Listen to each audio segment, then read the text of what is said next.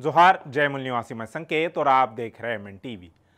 अगले साल की शुरुआत में ही उत्तर प्रदेश में विधानसभा के चुनाव होने को है।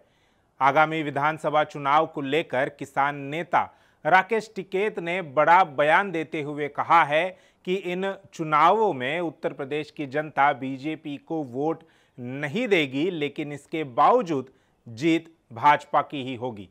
पिछले 11 महीने से अधिक समय से दिल्ली की सीमाओं पर चल रहे किसान आंदोलन का मुख्य चेहरा बन चुके किसान नेता राकेश टिकैत ने अंदेशा जताया है कि आगामी विधानसभा चुनाव में बीजेपी सरकारी मशीनरी का गलत इस्तेमाल कर फिर सत्ता में काबिज हो सकती है।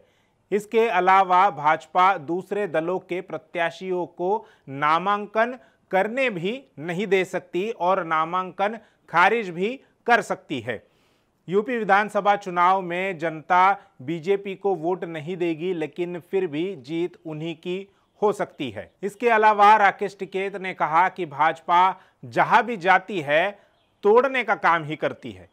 बीजेपी ने बिहार में लालू प्रसाद यादव, उत्तर प्रदेश में मुलायम सिंह यादव और हरियाणा में ओम प्रकाश चौटाला का परिवार तोड़ा। साथ ही टिकैत ने कहा कि किसान अपनी मांग पूरी होने तक यहां से नहीं हटेंगे।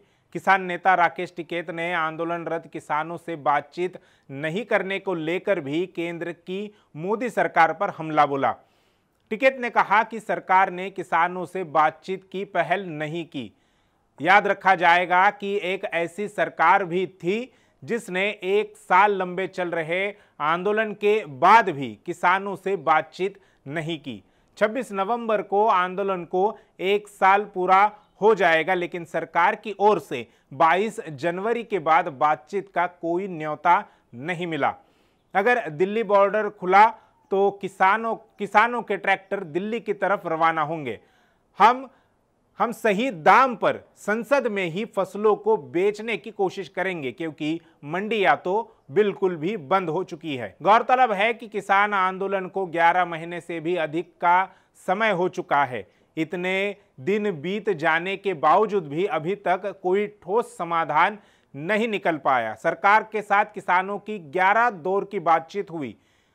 जनवरी महीने के बाद से किसान संगठनों और केंद्र सरकार के बीच कोई बातचीत नहीं हुई है। केंद्र सरकार ने आखिरी मीटिंग में तीनों कानूनों को 1.5 साल तक निलंबित करने का प्रस्ताव भी दिया था, लेकिन किसान संगठनों ने इसे नामंजूर कर दिया था। प्रदर्शनकारी किसान तीनों कानूनों की वापसी को लेकर अड़े हुए हैं। हालांकि किसान नेता राकेश टिकैत ने अपने बयान से यह स्पष्ट नहीं किया कि भाजपा किस तरह से सरकारी मशीनरी का गलत इस्तेमाल करेगी। उन्होंने अपनी शैली में केवल इशारों में ही कुछ बातें जरूर कही है। कहीं उनका इशारा ईवीएम में हो रहे घोटाले की ओर तो नहीं है, ऐसी चर्चा भी अब तूल पकड़ रही है। 2014 के आम चुनाव के बाद से लगातार ईवीएम और केंद्रीय चुनाव आयोग, जिसे लोग केंचुआ भी कहते हैं, उनकी निष्पक्षता पर सवाल या निशान बन रहे हैं। हर चुनाव से पहले और चुनाव के बाद अलग अलग राजनीतिक दल ईवीएम पर सवाल खड़े कर देते हैं और यह आरोप भी लगाते हैं कि भाजपा के इशारे पर ही केंद्रीय चुनाव आयोग ऐसा करता है।